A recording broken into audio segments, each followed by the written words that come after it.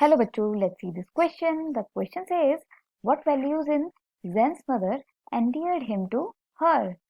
Question में हमसे पूछा जा रहा है कि जेन की मदर के लिए वो कौन सी वैल्यूज थी जो उनके लिए सबसे ज्यादा इंपॉर्टेंस रखती थी. Here the key concept is Zen's mother value for his husband and son. मतलब जेन की मदर की जो वैल्यूज थी उनके हस्बैंड और उनके सन के लिए वो सबसे ज्यादा इंपॉर्टेंस रखती थी. Zen's mother was his sole support after the death of his father. She carried out her responsibilities as a single parent with complete devotion. Zen loved her a lot and obeyed all that she asked him to do because he respected her value of devotion towards him.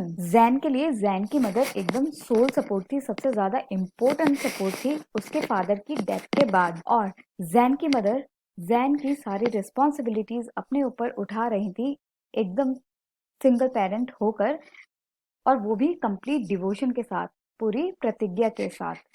Jain अपनी mother को बहुत ज्यादा प्यार करते थे और उनकी हर एक बात मानते थे और वो रिस्पेक्ट करते थे उस वैल्यू की जो जैन की मदर जैन पे डिवोट करती थी. ही willingly changed school and tried to adjust to the new environment.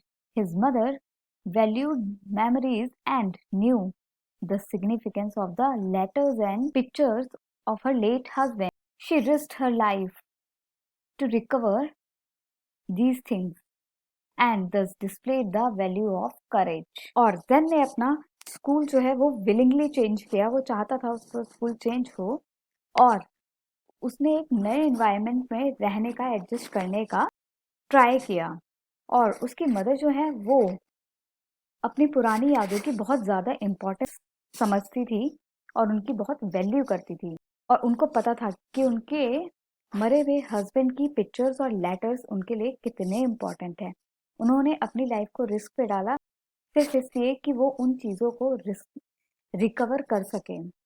और यहाँ से पता चलता है कि वो कितनी करेज है अपनी वैल्यूज को लेकर. Her son Jen acknowledged this value when he evaluated the few things that could be saved from the fire, all because of his mother's courage. She possessed the value of emotional strength and hence quickly brought back normalcy to Zen's life by sending him to school the next day after the fire incident. और उनका बेटा जेन बताता है कि ये जो value है, कुछ ऐसी चीजें लाइफ में हुई हैं जिससे हम इवेल्युएट कर सकते हैं. जैसे कि उन्होंने अपने हस्बैंड के पिक्चर्स और लेटर्स बचाए फायर से, क्योंकि वो बहुत करेजियस हैं, वो बहुत ब्रेव हैं और वो पॉजेस करती हैं इमोशनल स्ट्रेंथ की वैल्यू को हैं. हेंस और ऐसे वो जेन की लाइफ में भी नॉर्मल सी जल्दी से जल्दी लाना चाहती थी और उन्होंने ऐसा किया जेन को स्कूल भेजकर बिल्कुल अगले फायर इंसिडेंट के अगले दिन. Jen admired her because of her positive values both as a mother and as a human being.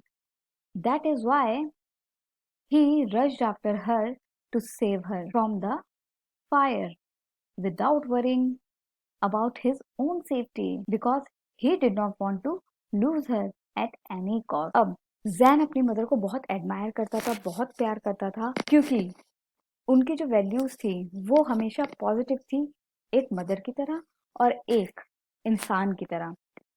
इसीलिए जैन जो है अपनी मदर के पीछे पीछे भाग गए उन्हें बचाने के लिए फायर से, बिना ये सोचे कि मेरा क्या होगा या मेरी सेफ्टी का क्या होगा, क्योंकि वो अपनी मदर को बिल्कुल किसी भी कॉस्ट पर खोना नहीं चाहते थे.